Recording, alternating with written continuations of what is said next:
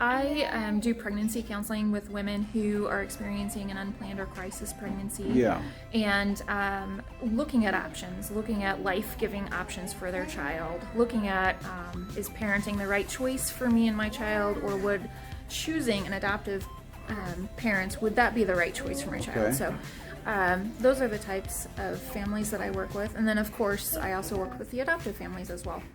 Okay. Our agency offers embryo adoption. Okay. So that does allow adoptive mothers the opportunity to achieve pregnancy and experience childbirth and give birth to their adopted child. We were looking in the adoption process. I think it started back 2017. And then in 2019, this little guy was born. His name's Henry. He's playing with toys. And he was born in February 2019. He's been with us ever since. When I was in high school, my good friend was a birth mother and had an open adoption with her daughter. And so we thought this would just be a good way to love birth mothers and expand our family.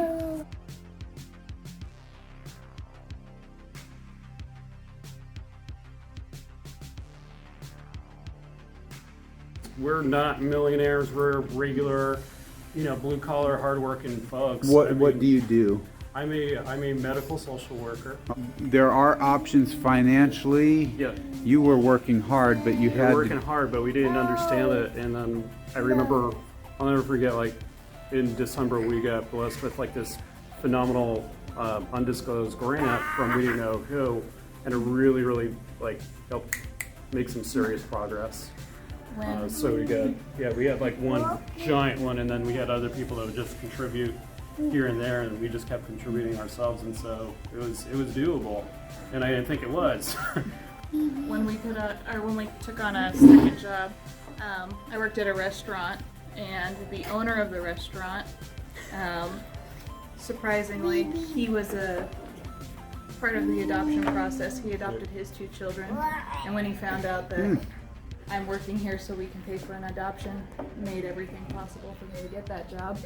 And surprisingly, his name was Hank too. So Yeah, we always thought this guy was kind of, there were some abnormalities, but I don't know if you call them coincidences or whatever, but I always prayed and I said, God, if I ever get a son, I want to name him Hank, because my last name's Hanks.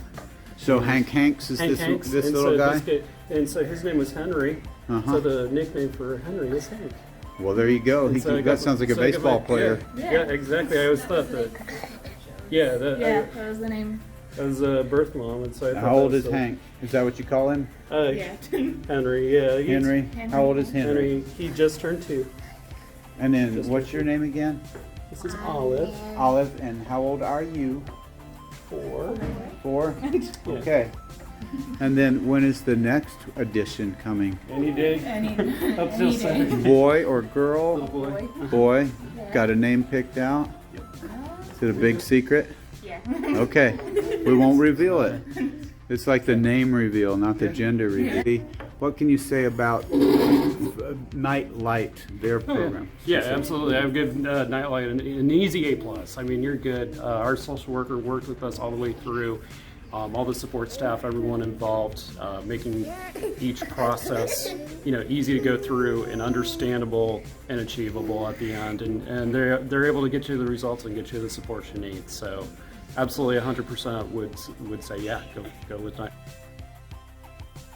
I would say plan on 2 years. It is a process. Okay. So there are many steps involved, including paperwork and interviews and preparations before even being able to adopt. And then the longest part of it is waiting, and that's sometimes the hardest part of adoption, is waiting to be chosen. So the Hanks were chosen by their son's birth mother. She had the opportunity to look at profile books of adoptive families who were waiting, and they had pictures and information about their family, and she was drawn specifically to them. She saw something in their family that she felt like was a good match for her son. Does the birth mother know about the adoptive parents or not? That's the question. Absolutely. I remember back in August 2018, our church did our 21-day fast. And I was fasting and praying, and then at the very end, the Lord told me, hey, we're opening up a new church plant in Joplin. Go and volunteer. So we did. So we were commuting from Springfield back and forth every Sunday, helping out mainly with the child care for about 6 months. And then at the end of January, I just felt in my heart, I felt the Lord say, go back, just hang out in Ozark and Springfield. Thank you, and that was it. And he said, make February 3rd your last day. And I said, okay, very interesting. So February 3rd, 2019, our pastor is preaching on the topic of adoption, right? Adoption, abortion, and that whole thing. And we're looking at it, and it was the last day. It was a very profound message. And then when we came back, Henry was born that day. The very next day, we get the call from our social worker who said, hey, this cute little boy was born. Are you guys interested in having him show us your profile? I said, oh yeah, sure. And then by Tuesday, he's ours. Wow. So the day he preached it, and the day back in January, I felt the Lord say, hey, just make February 3rd your last day. I'm going to need you to take a year off of ministry. I said, okay, sure. But you didn't know it at the time. No, we had no idea. It was probably that one of was those wild when things. was that when you heard that message? February 3rd. But that was the day you heard that message? No, You no. said when did you Okay. hear that? Yeah. The end of January. So it was like Okay, January so really 28th soon. or something like that. Just a few days before. Yeah, So make it was February like- 3rd means like this next week. Right. Make this Sunday your last Sunday. I'm Yeah. going to need you guys to stay home. I said, oh, okay. And that was it. And, from Some results may vary. yeah, exactly. So some results I may see that vary. on- Because not I a thought it was typical- just- not yeah, typical. No, that's very untypical. That wouldn't be what everybody's Right, but I experienced. just thought it was just like super prophetic because it's like, here's where I'm at. I'm with John Lindell in James River Church, Yeah. and here he is, February 3rd, preaching about, the Andrew Cuomo abortion thing, and then, adopting it as an alternate answer. So it just always felt like that timing was incredibly profound. Incredibly. Great. Yeah, that's And Henry insane. was born. And that was the day Henry was born. Yeah, I'll never forget it. It's Yeah. incredible. It really is. Yeah. There's a lot of unique stories out there, aren't there? Yes, absolutely.